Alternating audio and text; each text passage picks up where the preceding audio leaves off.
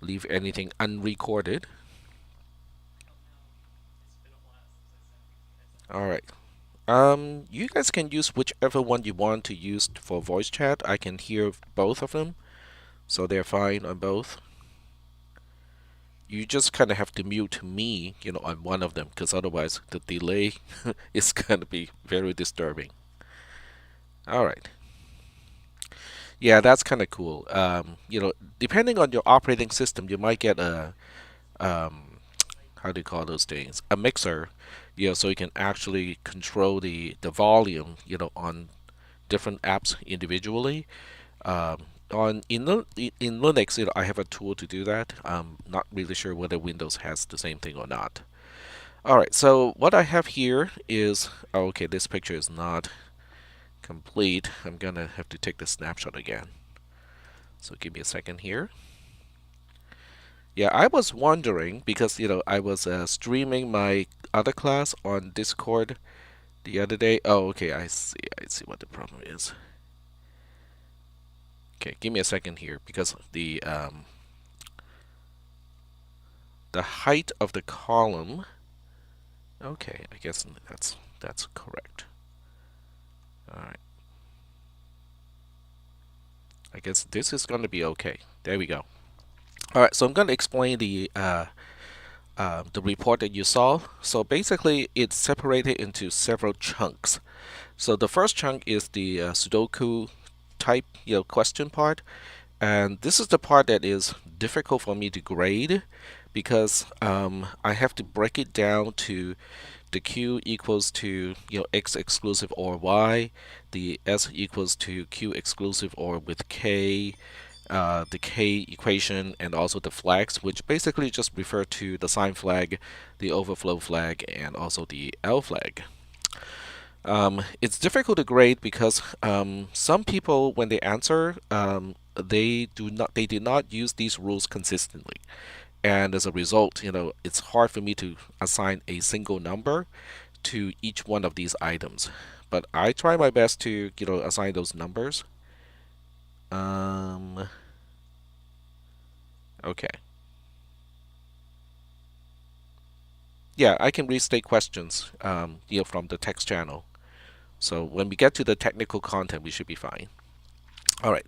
So this part here, the yellow one, is the weighted average or the weighted subtotal of the Sudoku part, and the numbers in parentheses, those are the weights. So we have 0.15 for the Q, 0.15 for the let's see, sum, and then we have zero point 0.3 for the carry bit, and then 0.4 for the other flags. Basically the overflow sign and L flags. So that's how these numbers work out. And then for the values, because I wanted you guys to interpret the bit patterns and tell me what is the signed, what signed value it is representing and what unsigned value each bit pattern is representing. So those are also broken up into two separate items, and they have zero point 0.6 and 0.4 as the individual weights. So the signed portion has a slightly higher weight compared to the unsigned portion. Kind of, because signed is a little bit trickier, right? Because and that's why it has a little bit more weight. Um, okay, I'm just checking the text channel, make sure I'm not missing anything. Um, you get those values from your Gmail. So I basically ran a script on my Google Sheet, and people who are still enrolled in class should get an email. Should get a message on their apps.losreals.edu Gmail. So you have to go to your apps.losreals.edu Gmail to find that email. In fact, I sent two because I forgot that I changed some of the weights, so I had to send it again to be correct. Okay. All right, so moving on. So the other part is the PG and K3. PG and K3, that's right. A lot of people did not answer the value, the interpretation part, and also the PG and K3 part. So those people would not be getting any points from these two sections. So I think the most confusing part is going to be the Sudoku queues. So that's basically a count of how many questions in each section is answered and answered correctly, or at least correctly to a certain point. So if somebody is to just to give an attempt, but it is wrong or it's very wrong, it's not going to be counted. Okay, so all right, I'm just checking the text channel again. All right, so this equation here, that's the most difficult part because I have to honor what I said in class. Basically people who answered questions number 1 or 2 correctly, they would basically be considered to have a fairly good grade as long as those are answered correctly.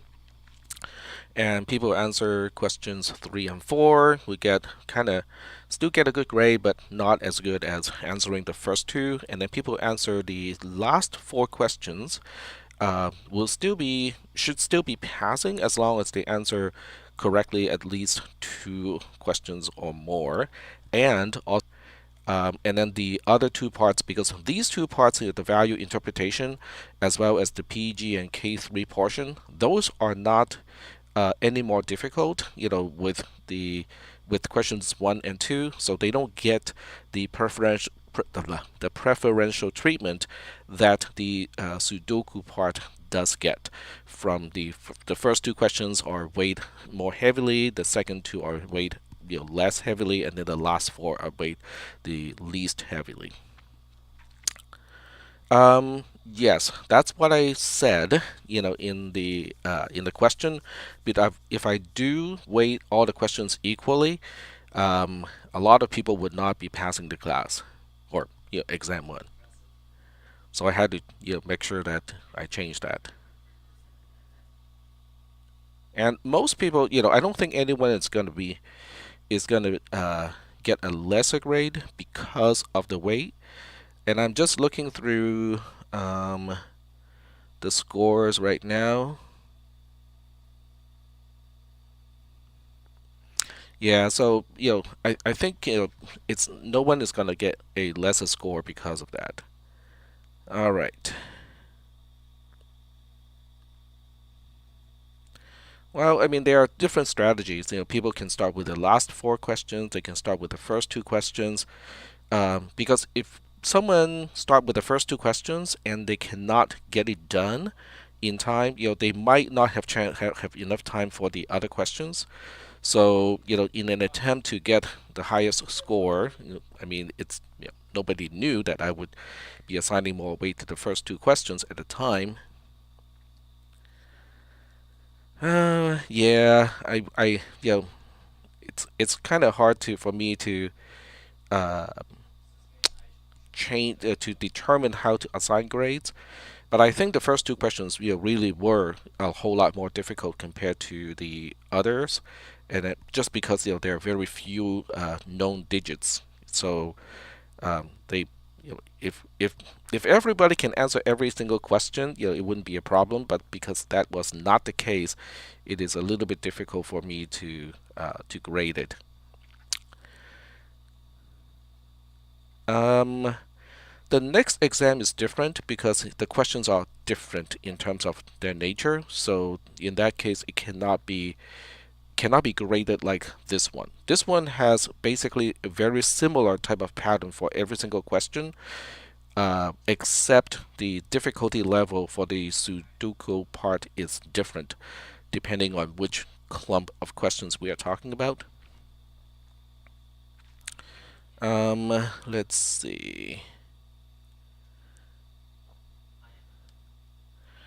Right. So, and there are other issues too.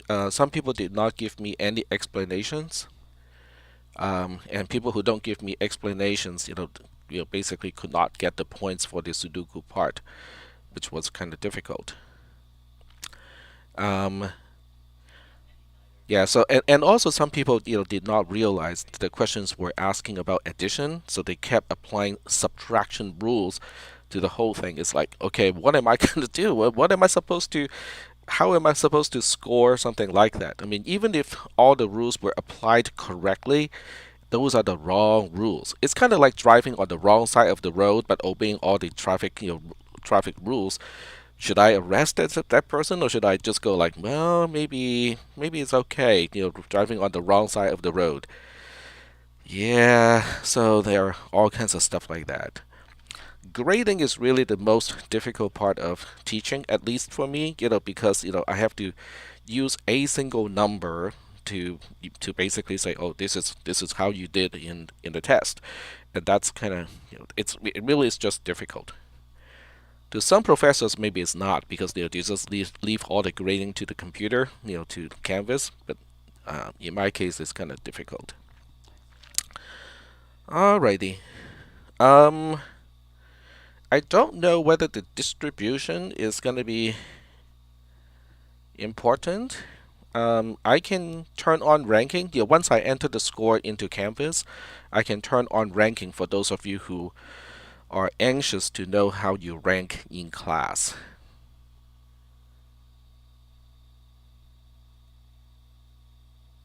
Yes, if people apply the subtraction rules, some of these cannot be solved because they are the constraints presented by the known bits would not work at all, given that people use the subtraction rules, so they would not be solvable. But I would still look at the reasoning and go like, yeah, I can see that person kind of knows how to use um, reasoning to figure out some of the bits, but it's not going to be solvable. There will be conflicts, right? Because the rules are different for addition and for subtraction.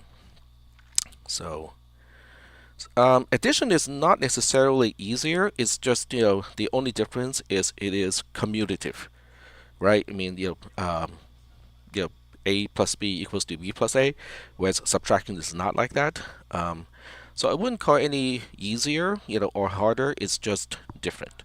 And obviously, the overflow flag is also defined differently, and that's why it is spelled out in the question itself. And unfortunately, some people continue to use the overflow equation from subtraction. So yeah, so that's kind of what happened. Alrighty. Yeah, so if I didn't do the grading that I did, people who answered one question correctly, would basically be getting at the most 1/8 of the points, which is not what I want to do. But if I say, okay, if you answer one question entirely correctly, that shows me you know how to answer the questions.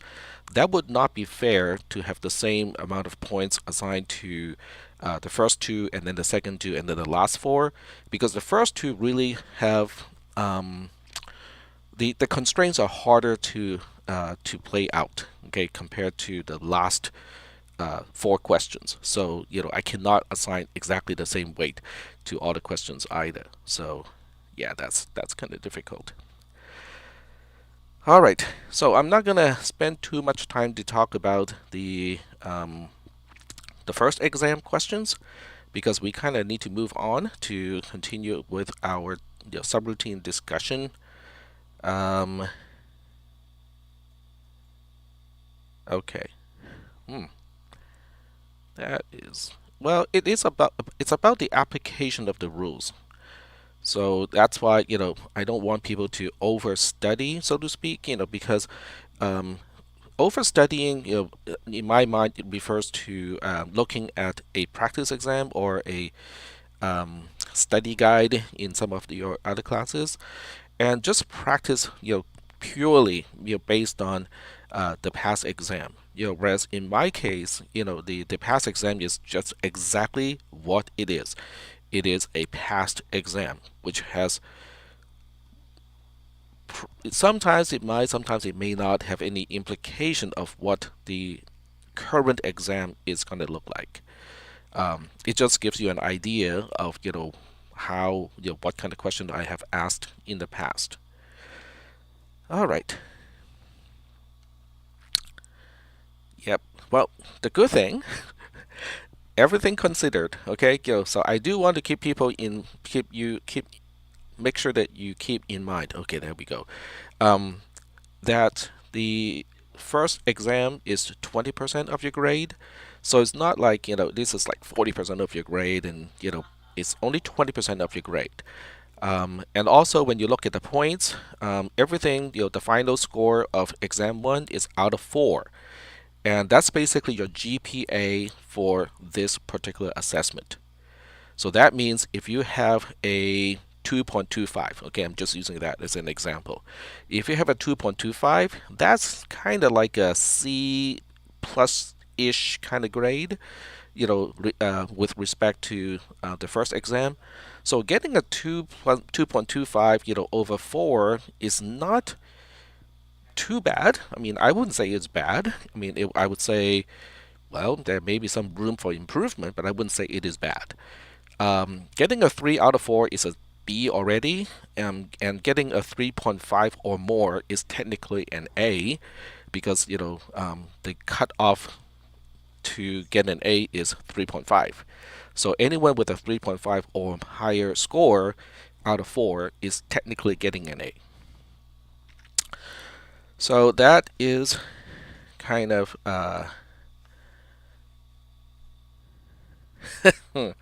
okay.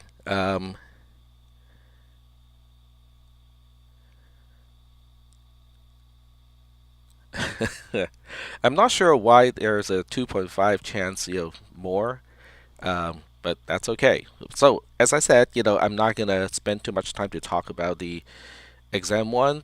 If anyone wants to talk about it, we'll do it after the lecture because I do want to use the lecture time to talk about things that we kind of need to talk about today. That would be how do we return a value? How do we return a scalar value from a subroutine? And also how do we pass parameters and how do we handle local variables? So these two are the modules that we are getting on today. Some of these is pretty short, like this one. So let's take a look at the really short one and then we'll take a look at the longer one. How do you return a value? And you can see this is the entire slide. Okay, that's the entire slide. It's not really that big, right? So let's just read through it because if it's so short, we can just read through it. In general, most compilers for most architectures just basically pick a register to store the scalar return value of a subroutine. So when I use the term scalar value, it refers to integers, signed or unsigned, and regardless of the width. It refers to pointers. It also refers to doubles and floats. Okay, so anything that is quote unquote small and simple, basically that's kind of what it boils down to. And it is not a composite of other things, it's a scalar. Okay, so a scalar value is usually returned by a single register. So we do have 4 software accessible registers, they're called A, B, and C. So for text toy processor, we'll just choose register A as a convention as the register that is going to be used to return the return value. So we have a simple example here. So we have 5, in C as a subroutine, and the only statement in 5 as a subroutine is a return statement that returns a value of 5, hence the name 5, right? And then the equivalent assembly code is just that. Okay, it's 5 as a label because the 5 FIVE as a label is marking the entry point of the subroutine, which serves the same as the identifier of a subroutine in C. And then the only thing we do that is different from what we have done before is we put a value of 5 into register A. LDIA5 would basically update register A, so it becomes the value of 5. The last 3 instructions, these 3, we have talked about already. Okay, so hopefully 2 weeks after we have talked about subroutines, you guys still kind of remember what we talked about before. Because the agreement between the subroutine and the caller, the callee and the caller, is the return address is pushed on the stack. So the stack pointer, which is register D, will be pointing to the return address. So line 3 is going to the stack and go like, okay, give me the content pointed to by the stack pointer. That's what the parentheses D is basically saying. and then we copy that into register B. We cannot use register A anymore because register A now has a specific purpose, which is the return value. And then what we do is increment D right after that, because after we consume, after we make use of an item on the stack, we have to, as a part of the pop operation, we have to increment the stack pointer. That's how we, quote unquote, deallocate a location on the stack so that location can be used again. And then what we do is we do a JMPB. It is not JMPI, this is just JMP because the operand is a register and it is not an immediate operand. The I at the end of a mnemonic basically signifies that the operand is an immediate, or one of the operands is an immediate. This is not an immediate operand, it is a register operand. So all we do, I think the lecture before we talked about the practice exam, I ran through one example to illustrate how we copy the content of register B into the program counter. That's basically what the processor does with a JMP-B instruction. All right. So I am going to see if you guys have any questions. And I'm going to turn off the mic as I slurp my coffee.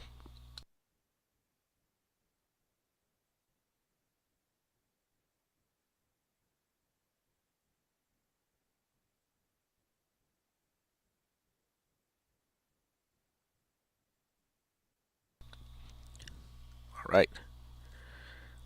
No questions? All right.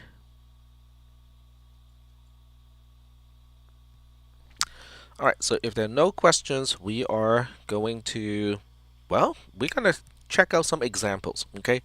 And some people may say, oh, really? Can you write some meaningful code just by using subroutines that have no parameters, no local variables, just returning a value? The answer is yes, we can actually do something, well, slightly meaningful with this type of program. All right, so let's go ahead. I'm just checking out where my CLI is. I have two of them. One has a larger font, and that's the one that I want to use. All right, so let me put it into view, so this way we can take a look at the code, and we'll make sure that it fits entirely into the screen before we start to type something. All right, so I'm going to type it side two windows or two panes. On the left-hand side, we're going to have the C version of the code, and then on the right-hand side, we're going to have the assembly version of this code. So I think it is a dash lowercase o to split vertically. I could be wrong. We'll see. And then the two programs would be 12.c and 12.ttp ASM. Nope, I got it wrong. I knew it. Okay, it's big O, not little o. There we go. Now we got it side by side. So the C code is really kind of simple. I am going to consistently use stdint.h, standard integer.h. So this way I can specifically refer to the size or the width of an integer, and this one is an unsigned 8-bit integer. And we're going to have 5, just like in the example, returning the value of 5. And then we'll have the other one returning 7. And I'm going to call this Ryan. There we go. And then we're going to have another one called 12. 12. TWELVE. And this one is going to return the return value of 5 plus the return value of Ryan. All right. And we're going to have main. Okay, so here's main. And main does something that is really kind of stupid. Okay, but in C it is okay. We just called 12 and then return 0 at the end here. There we go. All right. So most of you are looking at this program and go like, really, Tack? Can you do something like this? Calling 12 that has a specific return value and totally ignoring it. The answer is yes. I mean, people do this all the time. They basically just ignore the return value of a subroutine that has a return value, even though it is usually not a very good idea. Okay.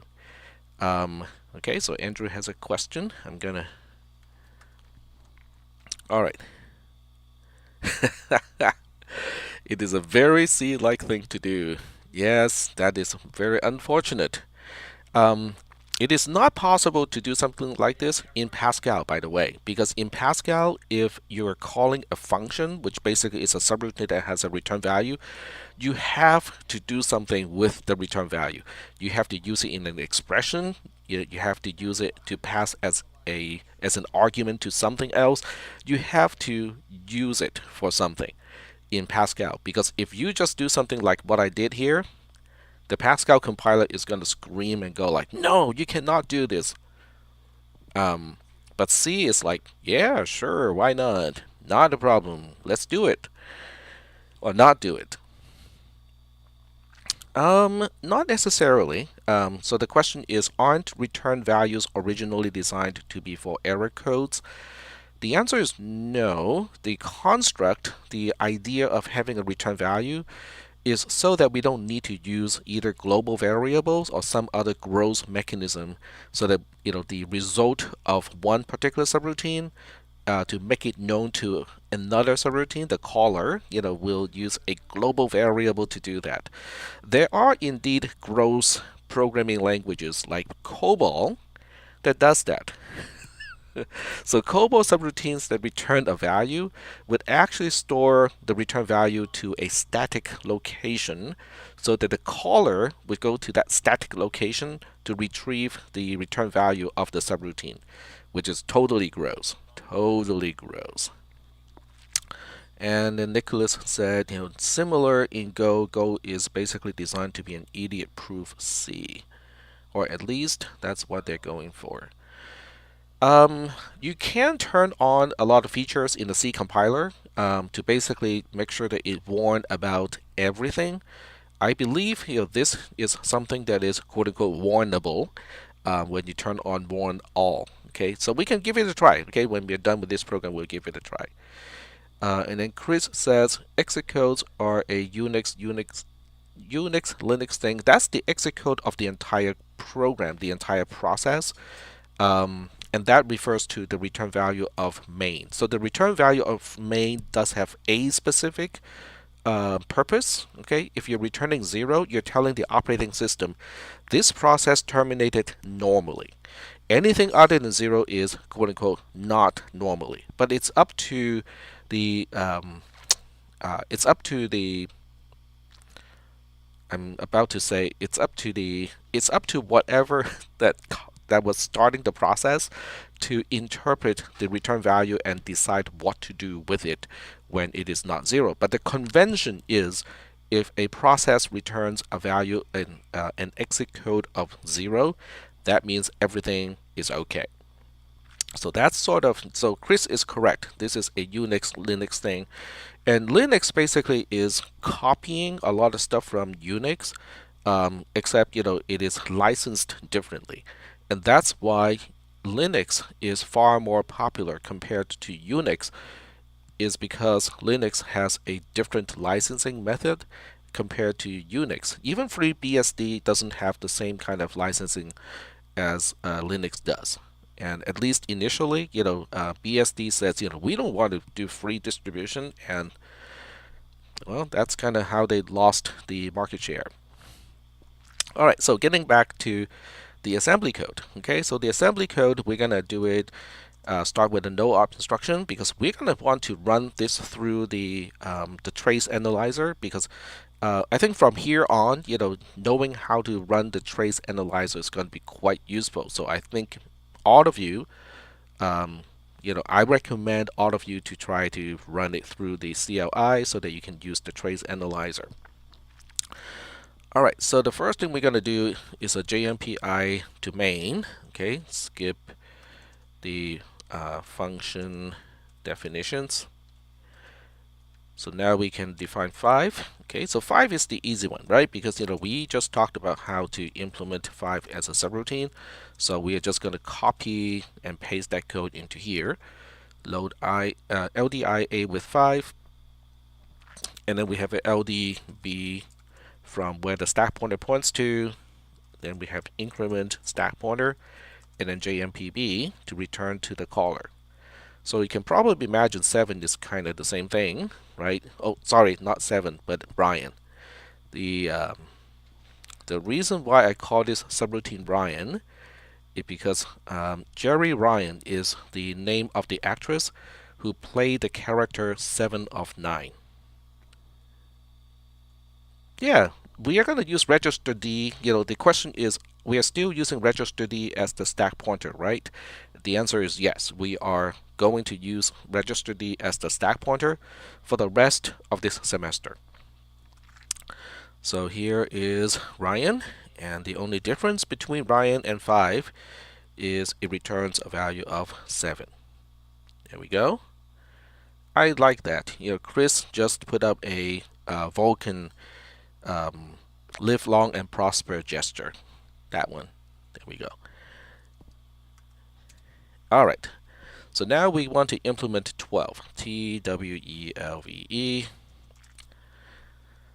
And we kind of know the return is going to be about the same, so we'll do that first. Okay, so I'm not writing this code in a sequential way because I just know that we have to eventually do this to return to the caller. So now the question is, how do we get the return value of 5, and how do we get the return value of Ryan, and then add those two together, right? So that's going to be the tricky part. Okay, that's going to be the tricky part. So the first thing we need to do is to say, okay, looks like we need to call 5, right? So we'll go ahead and remember the code to do all that stuff, okay? And I know some of you remember and some of you do not remember. So I'm just going to do this, and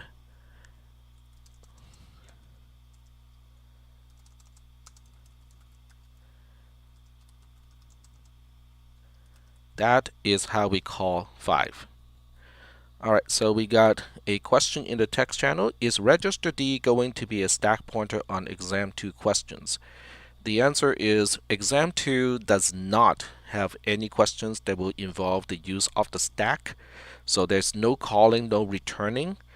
But, so register D has no special meaning in exam 2. That's basically what I'm saying.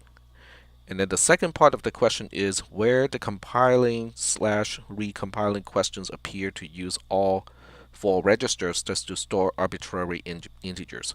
That is correct. So in exam 2, the 4 registers are totally interchangeable. Okay, so unless the questions specifically say I want the result to be in this register, or I want the effect like this, and specific registers should have specific values, then you have to play by those rules as indicated by the question. But we are not going to use call. There won't be any return. There won't be any stack concepts in exam 2. So exam 2 does excludes the call and return concepts. It only has the compiling questions. Alright, so next we have pop them from the stack from Jonathan. And then Chris asked, TTP-ASM convention is to use D for the stack pointer and A for return values. It is not so much TTP-ASM, but how it. Okay, so there are 2 things involved here. TTP-ASM is a language. Okay, it's basically just a language so that we can specify what operands or what opcode and operand we want to use for the instructions that we're trying to specify. So nothing more than that, right? So it has no concept. TTP-ASM itself has no concept of calling or returning or their subroutines or their local variables. None of that. Okay, it doesn't understand those concepts whatsoever. Okay, it look at the registers A, B, C, and D and think they are pretty much the same thing. Okay, there's nothing special about register D compared to register A, compared to register B, or register C. So TTP-ASM does not understand that. it how we use register A and how we use register D is an agreement between the caller and the callee. So it has to do with how we specify the code when we need to implement, when we need to implement the constructs of subroutines. So they're basically orthogonal concepts. So you can have an entirely different assembly language on an entirely computer architecture, but you can still utilize, a certain register as for the return values and a certain register as a stack pointer. So that's why, they're orthogonal concepts. They are somewhat independent to each other. All right, so next question on the text channel. Concerning the function 12, do we just move the value from register A to another register B before calling Ryan? All right, so Jonathan is very perceptive, okay, because Jonathan already understood there's going to be a problem. Okay, so I'm just gonna copy and paste the code first, okay, because we need to call both subroutines, right? So we're going to call 5 and we're going to call Ryan.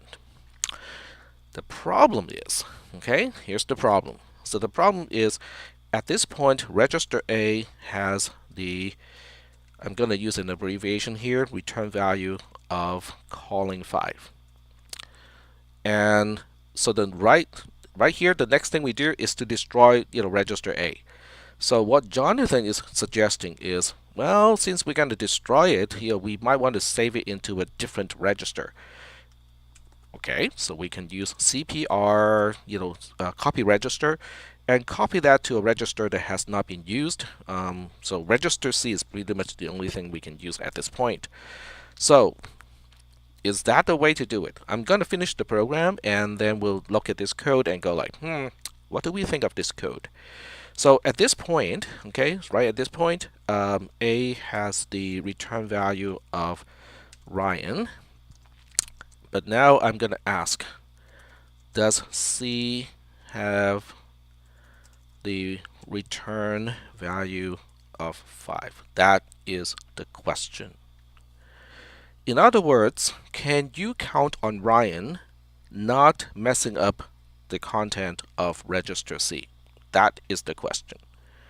So I want you guys to think about this a little bit. Is it reasonable to assume a subroutine not changing certain registers?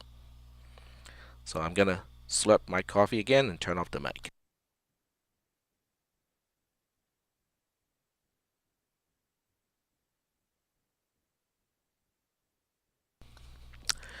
I like it when people answer their own questions.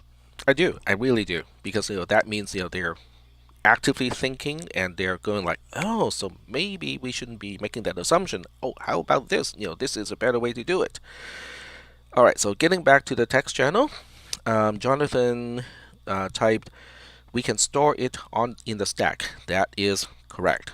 Yep, that's the way we're going to do it. And then Darvish said it could very well overwrite that value in register C. So no, that is correct as well.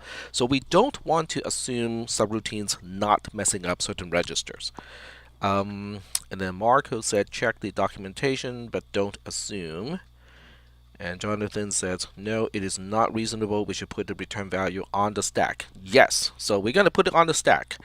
So that means this code is not going to be how we want to do it. So we're going to get rid of this, and go like, we need to push the value of register A on the stack. So if you still remember how we do that, that's good. If not, that means you kind of need to review the material from before the break.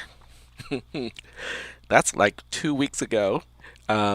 Yeah, but it's kind of important to review the content of the material because this kind of stuff doesn't stick in your mind easily unless you kind of refresh it. So our memory is kind of like dynamic RAM, DRAM. It needs refreshing. It's not static RAM where you can just store it once and I'm done. Nope, you kind of need to refresh it. All right, so we're gonna have to decrement the stack pointer to make room on the stack first, and then we do stda to push return value of 5 on the stack. So now it is on the stack. now we can just mess up, register A all we want, because when we need to retrieve it back, we just have to retrieve it back from the stack. So now what we need to do is do the following. We want to pop the return value of 5 from the stack at this point.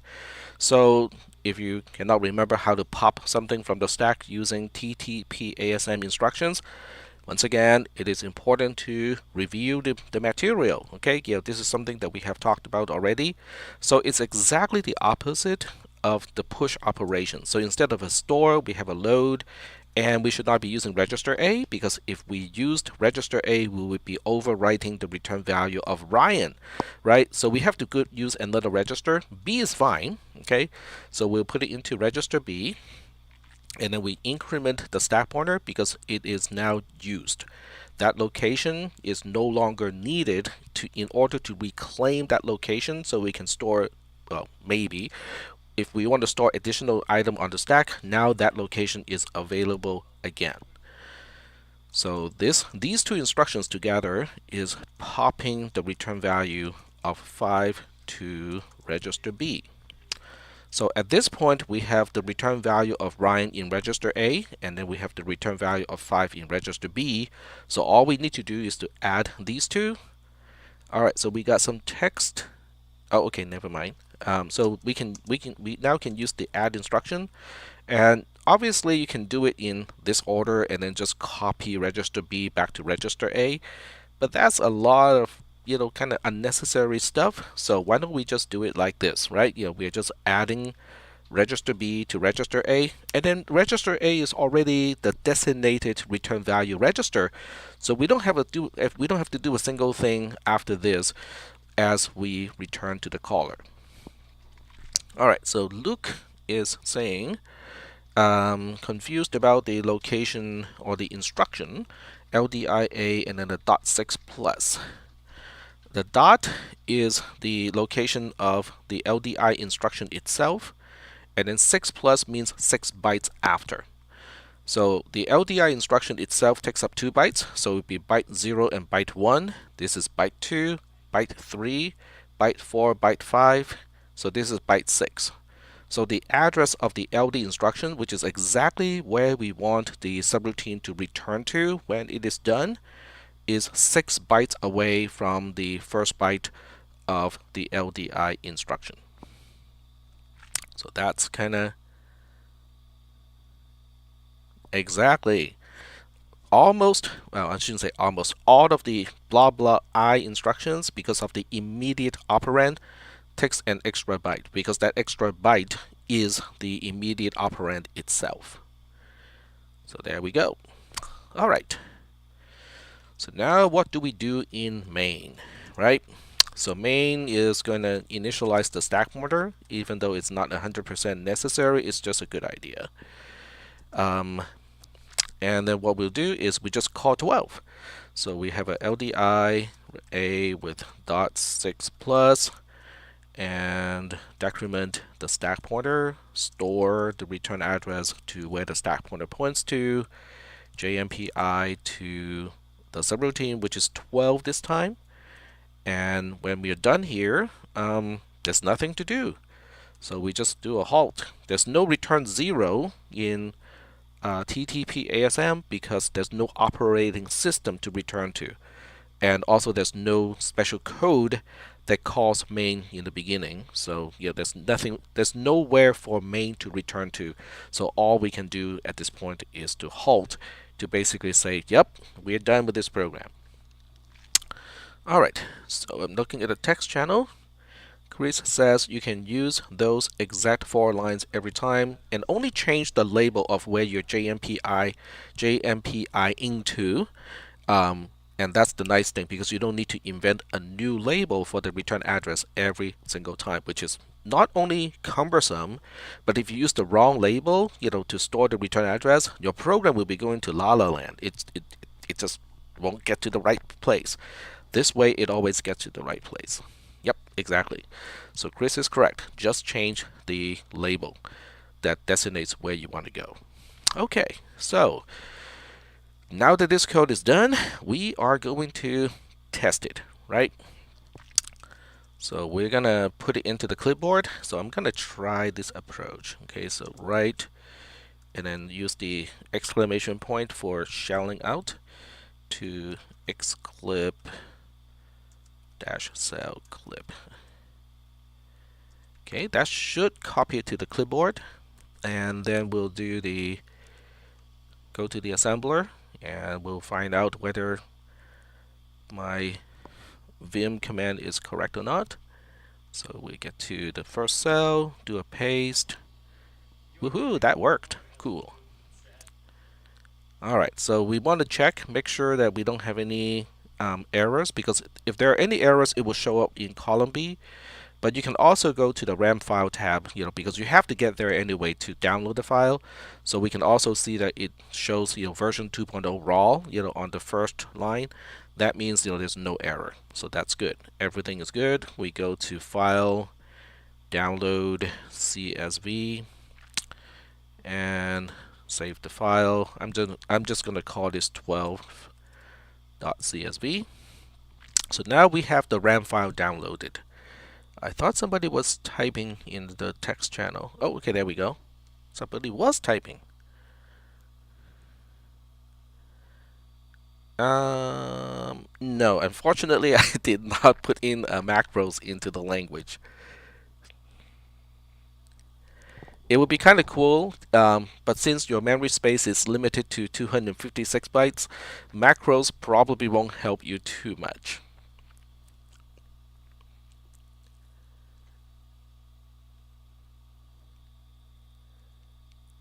Yeah, that is true. Return from this, that does get repeated a lot, but that's kind of intentional because I could have used an opcode and use microcode, right, to do exactly what those three instructions are doing to return. But instead, I did not do that because I wanted this to be a RISC type architecture and not a CISP type architecture. Now, there are two reasons. Okay, the first reason is I want to expose what returning really is about. Because if I had used a return instruction like the x86 architecture, then people won't understand it, right? Because it's completely hidden from view when there's a specific instruction just for returning and there's another specific instruction for calling.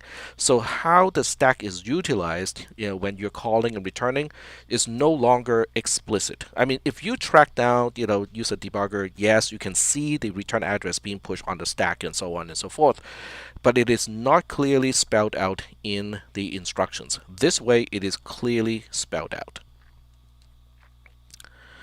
It can also be done with a compiler. Yes, Jonathan is correct. A compiler. That's why we have compilers. Okay, because some architectures are very unfriendly to human programmers. I'm trying to remember the one that was on my mind. It's a Berkeley one. UC Berkeley was using it as an instructional architecture, but it's no longer used anymore. It has what we call pipelining, and the pipelining requires special consideration when you have branch instructions, and the architecture doesn't do anything about those special situations. So the programmer will need to anticipate, oh, because of pipelining and we have a conditional branch up ahead, we need to insert some no ops, just to make sure that it would not, the pipeline will be aborted correctly, when we have a conditional branch. So that's very unfriendly, to human programmers. But the toy architecture is not quite that bad. All right, so there are some more comments down here. That's more what I'm imagining. Just with ASM. Yeah, so nope, we don't have macros, but we are not going to write very long and complicated programs either. So it's not going to be super big as a deal not to have macros. Macros are cool, but the concept of using a macro is not really that complicated. And I would much rather spend the time to talk about how to do recursion and stuff like that, given the amount of time that we do have. All right, so now we're going to run the program. So to run the program, we go back to the command line interface, and we are going to do a XA, which is exit and save all. And now we can run the code, which is java-jar. So I want to kind of type this every single time, and kind of briefly explain, what the command is doing. So dash jar means whatever follows is the path to a JAR file, which is a Java archive file. So in my case, it is in tilde, I think documents, CISP310, and I think this is where it is, logisim310.jar. There we go. All right. Oh, by the way, I found out if you use PowerShell in Windows 10, you can use the tilde and also, /. It actually does work if you use PowerShell instead of CMD in Windows 10. So that was kind of cool, right? Because for the longest time, Microsoft has resisted Linux and anything that is Unix-like, and now they are kind of embracing it. All right. So the next thing we need to do is to specify the path to the circuit file, which is the processor file, which is under Documents, CISP310, processor, and then processor 0003.circ. Okay, so this is the circuit that we're loading into Logisim, which is the entire processor simulator schematic. And then the next thing we need to do is a -tty, and we need to specify table. So TTY itself stands for teletype, which is kind of like a very ancient and archaic type of dumb terminal. It looks like a typewriter, except it has a serial cable so that it can also receive what to type, or on a piece of paper from a computer, instead of having a person to have to type on the keyboard. All right, next thing is -load, which allows you to specify the RAM file that we're going to load. The CSV that we just downloaded would go here. And because we are already in the temp folder, I don't have to supply a full path. I can now just say 12.csv, and that would be the full command, except I have to remember to redirect the output to, in this case, 12.tsv. So make sure that you use CSV in one and then use TSV in the other one, so that we don't clobber the same file as it's being used. So press the enter key. It doesn't look like it's doing anything. That's because the output is now captured in 12.tsv. All right. So now what do we do? Now we go to the trace analyzer.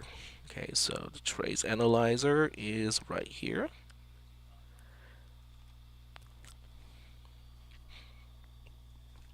Yes, redirect would also work in PowerShell. It would work in CMD too. The usual CLI of Windows would also accept pipes and also redirect. But PowerShell is more compatible in the sense that it would also recognize the tilde, meaning the home folder, which is kind of nice. All right, so here we go to File. We click on Import. And then we can click on upload. So if you think, oh man, I've completely forgotten all of these steps, well, that's because, it has been 2 weeks, since the last time we did something like that. So it's a good idea to kind of refresh your memory so that we remember how to do this.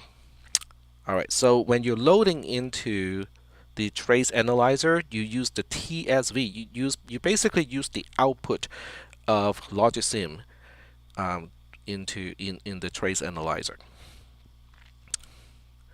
And then we got a few more things to specify. So we have to replace current sheet. Make sure that we specify tab as the separator type, and also specify no for convert text to numbers, dates, and formulae or formulas. And then click import. And wait until the progress bar is done. Wow, that was quick. And then we get to the analysis tab. So this is kind of cool. Okay, so there's one more tab that is kind of useful. We go to the summary tab. The summary tab tells you how many lines or how many rows are being used in the analysis tab. So we have used 157 rows. And you go like, how is that useful? Well, it's useful because now we can skip to the bottom. So now we can skip to 157, and all we want to do is to see whether register A ends up with a value of 12. And the answer is yes, it did end up with a value of 12. And somebody's going to say, but it says C. What is that? Well, C is the hexadecimal digit for 12. So 0C in hexadecimal is 12 in, 12 is not even in any particular base. 12 is its own quantity. There we go. So are we good so far? You guys can repeat this entire experiment, but you can track down the side effects of every single instruction by getting through this trace. And I think that's going to be helpful. Alright, so we got some text traffic going on. Is anyone getting this error? Unable to access jar file, blah, blah, blah. You need a slash between the tilde and the download. Because a tilde download is going to assume the username being downloads instead of the folder inside the home directory as downloads. So you need a tilde and then a backslash and then downloads to get to it. Alright, or the forward slash. It does use the forward slash as well. Yes. So Chris is correct. In PowerShell only. I don't think CMD will take the forward slash, but I could be wrong. Alright, so any questions about returning a value? I'm just looking at the time. We got about 20 minutes or so. We kind of have to move on to how to push parameters and how to access parameters. Alright, so as people are typing, I'm going to kind of move to the next topic. Of course, I cannot remember which tab is which tab. And that is why I have this tool here. It allows me to search the tab text. So now I can look for Canvas. There we go.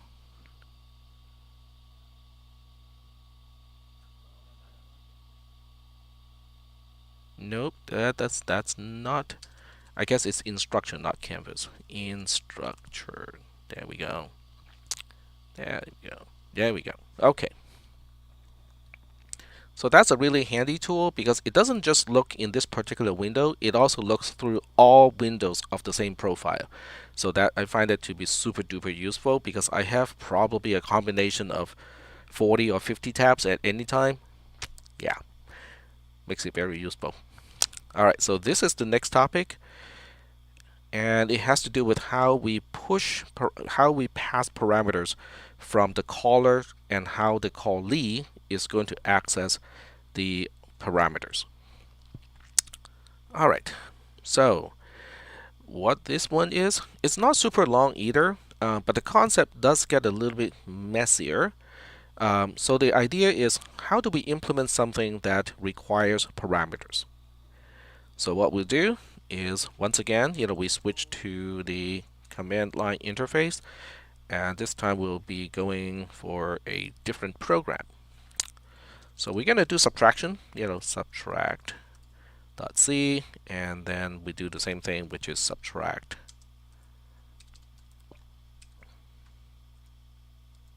Subtract.ttpasm. There we go. Alright, so we'll do the deal with the C version first.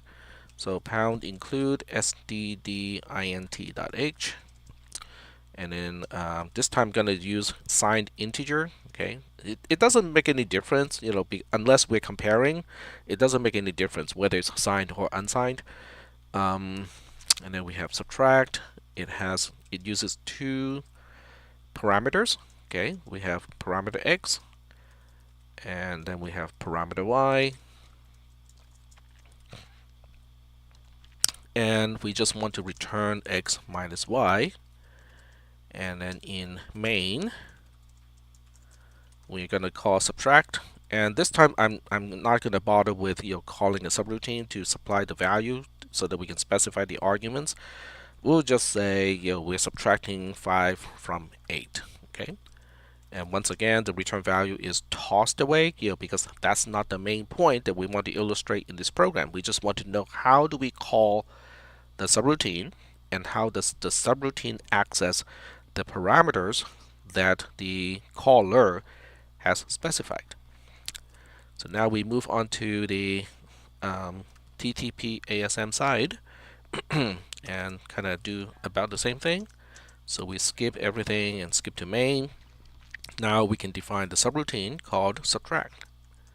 So now we know subtract needs to return to the caller. So my favorite mistake when I program in assembly, not just TTP ASM, but in assembly in general, is to forget to return at the end of a subroutine. So knowing that's my favorite mistake, I am going to do the return first. So I think everybody has specific favorite mistakes. So if you know yours, then you should find a way to write your code so that you do not run into those problems. There we go. So now we go like, not quite sure how to do this because we don't know how the caller is going to pass the arguments. So we'll just go like, yeah, we'll do this later. Now, when you want to do something later and you want a reminder to yourself, most text editors will highlight the word to do as one word. So that way, it's easier for you to see your own note to self and say, oh, that's right, I was about to do blah, blah, blah. Okay, so specify code to subtract. All right, there we go. So now we get to main. The first thing is to initialize the stack pointer, which is not necessary, but I put it here anyway. And we know that at some point we're going to have to call subtract. So we already know the code to call subtract, right? So that is just LDI a dot 6 plus decrement D stda and then jmpi to subtract. And we also know there's nothing we're going to do afterwards, so we're going to halt right after the call. So now what we need to do is to say, how do we pass arguments? Okay, and then over here we have a matching question of how do we access parameters. So that becomes a question. So what we'll do now is we're going to go back to the notes. So the note is actually indicating how we get things done. So it says the parameters are pushed by the caller in reverse order. So that means the second parameter or last parameter is pushed first, and then the first parameter is pushed last. Okay. So that means in this particular case, we push the 5 first because that's the second argument, and then we push the 8, which is the first argument. So pushing is the same sequence that we have already talked about. So we decrement the stack pointer and then we store, a particular value over there. So we say decrement D and then we store to whatever register D has. And in this case, we want to store 5, and then we decrement D again, and then store to whatever D is pointing to. This time it is 8. And somebody's going to say, but Tech, it's highlighted. Okay, this is pink in color, so that means something is wrong with these two ST instructions. And you'll be right, because ST cannot use an immediate. See, it's not STI, right? Because if it were STI, it might work. But it's not STI, and if you think about it, if you think about the pathway inside the processor, there is actually no way to do this. Okay, there's no way the processor itself doesn't have the pathway necessary to do something like this. So that means if you want to push a constant on the stack, you have to copy that constant into a register first, A, B, or C, then you push that register on the stack. Okay, so you got to remember these little things.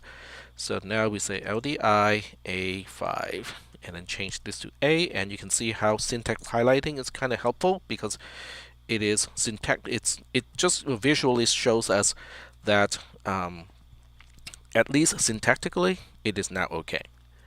All right, so we get to here, and then we change this also to register A. There we go. All right, so that's how we push something on the stack. We push the arguments on the stack. So now we think from the perspective of the callee, the subroutine being called, and go like, how do we get to those items that are on the stack? So the first thing people say is, well, what about incrementing the stack pointer? Because it is on the stack, which means the stack pointer is now pointing to the last thing that we push on the stack, which is the return address. But we know the two arguments, the two values that we need to get to, they are just 1 byte and 2 bytes above where the return value, the return address is. So we can just go ahead and increment the stack pointer, which is register D, and access those. Nope, cannot do that. Remember the gremlin story? Any location below where the stack pointer points to can potentially be modified by gremlins, and you cannot tell when they will modify those things and how they're going to modify those locations. So that means if you move the stack pointer up, you're now exposing the return address to be overwritten by these gremlins. Probably not a good idea. Okay, so we don't want to move the stack pointer itself, but you can use CPR to copy the stack pointer to a different register, because now register C is pointing to, okay, C is now the address of the return address. Okay, basically where are we returning to the caller? That's the address stored on the stack, the return address stored on the stack is now pointed to by register C. All right, so how is that going to help us? Well, if you increment C at this point, then C becomes the address of parameter X. That means, hey, that's kind of what we want, right? Because we want the value, not the address. We want the value of register X, not register X. We want the value of parameter X to be put into one of the two registers left so that we can do the calculation, we can do the subtraction. Okay, so let's do that. So we need an LD instruction into one of the two registers left. In this case, I'll use register A. That. Okay, so now register A has not the address of X, but the value of X, because LD is actually doing a D reference. And then if we increment C again, then C is now going to be the address of parameter Y. And then we're going to do something like that, except this time we put it into register B. So now register B has the value of parameter Y. So at this point we can do the subtraction. So we do the subtraction. We are always subtracting the second from the first. So sub AB is going to get the job done. All right, so I'm going to pause and see if there are any questions about this. And while I'm waiting, I'm just going to line up things to make them look nice. There we go.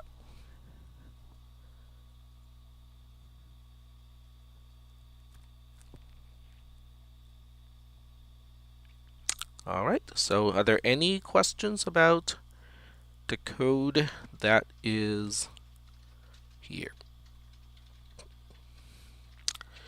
Can I draw a picture? The answer is no, but not because I'm mean, because I have a better way to do this. We'll see. We will see, why I said there's a better way to do this. All right, we got about 7 minutes left, so I think that's enough time. All right, so the program is not really quite done yet, because when the subroutine return back to the halt instruction, at that point we still have the two items sitting on the stack. The 5 that we pushed earlier and the 8 that we pushed earlier they are still on the stack when we get back to the halt instruction. You go like, but there's nothing that we're going to do after the halt instruction, so why do we care? Well, we care because I care, because I want the stack to be balanced. By the time we get back to the halt instruction, the stack pointer should be back to 0, where it started. Okay, so we have to remember to deallocate the two arguments that are still sitting on the stack at this point. So we have to do to increment d, this one to deallocate basically the value of 8 on the stack, which is our first argument. And then this is going to be deallocating the 5, deallocate 5, which is the second argument that we push on the stack. So those need to be deallocated by the caller, because the callee doesn't do that. The callee only deallocates the return address, but the arguments which were pushed by the caller are the responsibility of the caller to deallocate. Nope, the stack pointer will be back to location 0 because the subroutine has its own deallocation here to deallocate the return address. So the stack will be back to location 0. All right. And with about 5 minutes left, we're going to give it a try. So we'll go ahead and do the same trick that we did earlier. And now we get back to the assembler. Go back to the source tab. And I would just get rid of the entire column A. And then paste this new program in. Make sure that we don't have any errors. But the RAM file tab is going to tell you if you did have an error. And then we download CSV. And we'll call this one subtract, or just sub, S-U-B. There we go. And now we switch back to the command line to run it in on the command line. There we go. So it's no longer 12, it is now sub.csv, redirect to sub.tsv. Program is done, and we have to go through the whole thing to go to use the trace analyzer. So when you use the trace analyzer, make sure that you're in tab in sheet 1 when you do the import, because otherwise you'll just be destroying a wrong sheet and the thing won't work anymore. So now we go to upload, kind of do about the same thing as before. This one is sub.tsv.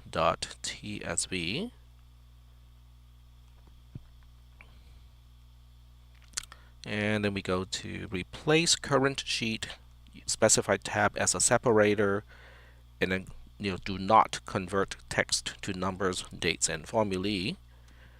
And then click import. All right. So wait for the progress bar to be done, and it's now done. Go to summary first. Oh, okay, wait, it's not completely done, almost.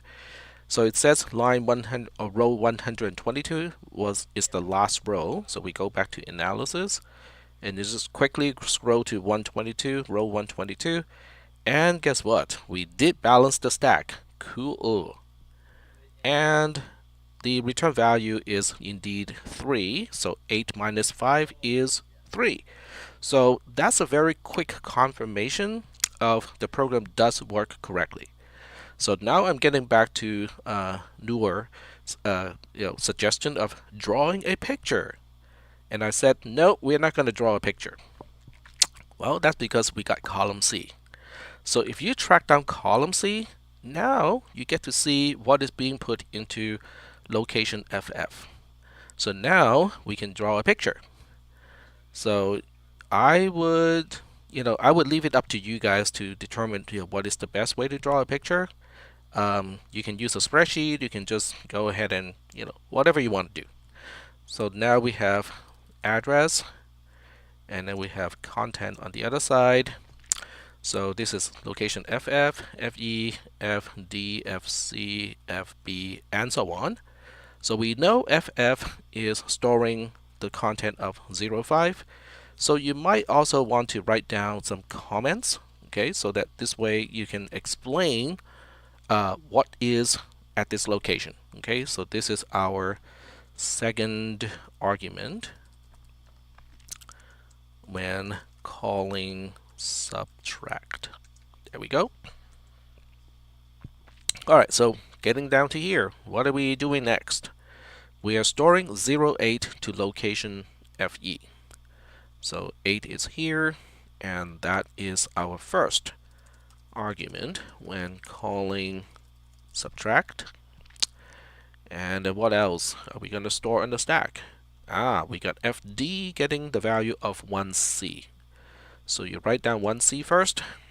And oh, by the way, if you want everything to look like a string so it's aligned correctly, you can always just put a single quote. This is LibreOffice, but I believe it also works in Excel, is to start with a single quote, then it becomes text, and everything just kind of lines up. Okay, so now the question is, what is this 1C doing? Yeah, what is the third thing that we push on the stack?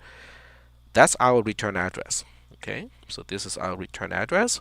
So how do we know this is the return address? How do we confirm this is the return address? So I'm going to show you that later. So this is the picture. Okay, so I hope this is answering the suggestion earlier of drawing a picture.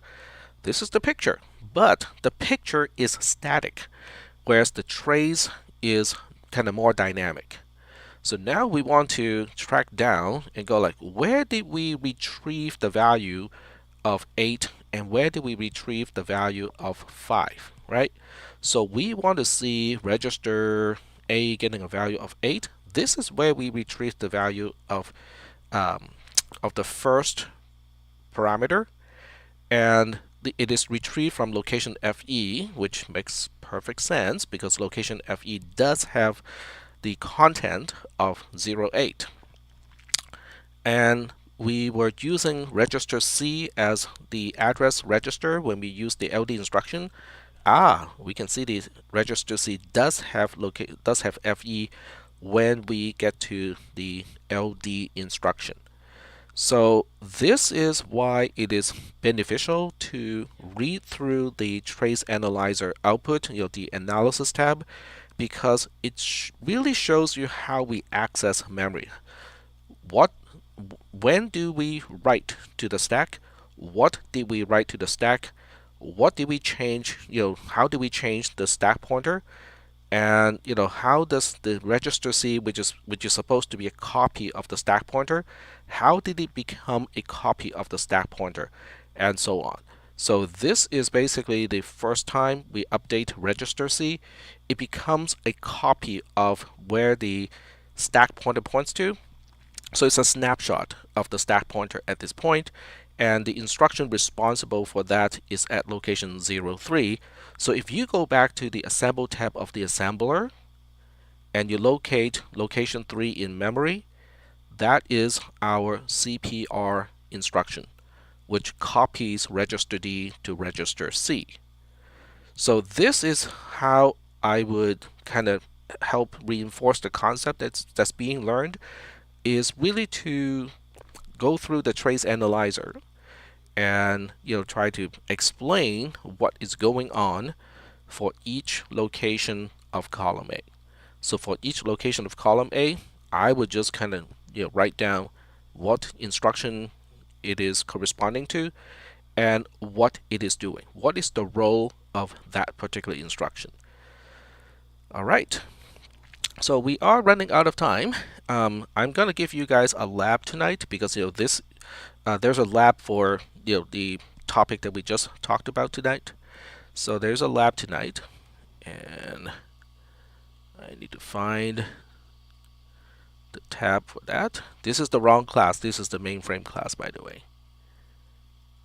And it was kind of interesting, two people, I think 2 or 3 people actually watched the YouTube live stream, as I was teaching last night with that class. So that was cool. I mean, I don't have a problem with that at all. All right, so we're gonna edit and make it due tonight. All right, so the passcode is frame.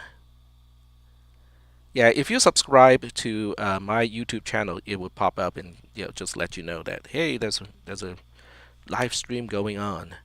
So the access code is frame. So access code is frame. And I'll make it due tonight. It's not a really long one. This one is kind of short. It is April 7th, no, 6th, 9:50 p.m.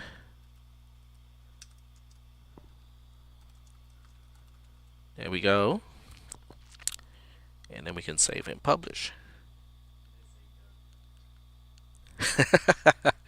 I was chuckling because Jonathan thought it was Tuesday because he saw a live stream popping up on YouTube. Yeah, so I got this new teaching assignment for this mainframe class, kind of last minute because the professor who was originally assigned to teach this class decided not to, and then we had to kind of did an emergency hire to get someone else who is eligible to teach this class. And because that person had never taught in college before, let alone teaching online using Canvas, so it's going to take some time for this person to ramp up, the teaching skills. So that's why I ended up as the placeholder, for the first 4 weeks of that class. Yeah, so it's interesting. There we go. All right. So I'm looking at the text channel and I'm not seeing any additional questions. All right. So, all right. I'm just gonna sign off and get some food for a few moments. I'm just quickly scanning through the questions, just so that, if I see anything that needs to be talked about, I can talk about that. All right.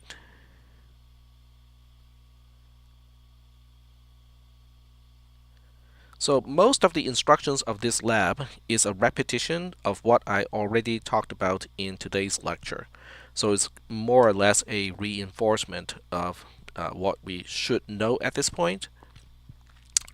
And there are a lot of multiple choice questions, except for the last one, has an actual, well, there are a few that has fill in the blanks, but it's using the same concepts. All right, so this one is a whole lot easier. You're just returning whatever whatever we are passing to it, but it's using a slightly different mechanism compared to what we did in class. So you kind of have to think about what we did in class, what we did with register C, but this is a different mechanism to do the same thing.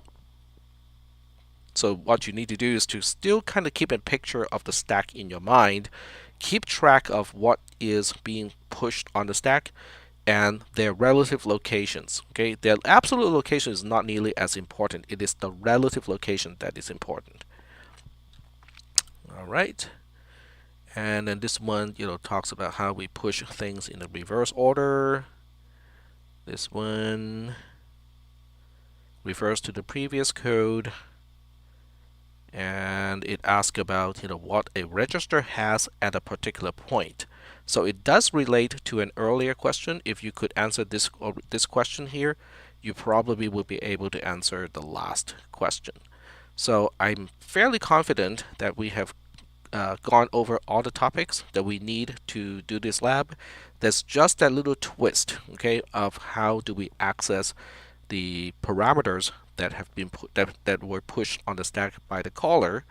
I used one particular approach in today's lecture, and the lab is going to use a slightly different approach, but it's using the same instructions that we have been using all along. So from that perspective, there's nothing new. It's just a different way of doing exactly the same thing. All right. It is 6:57 right now, so I'm gonna be away from keyboard for maybe about 10 minutes. Then I'll be back to answer questions.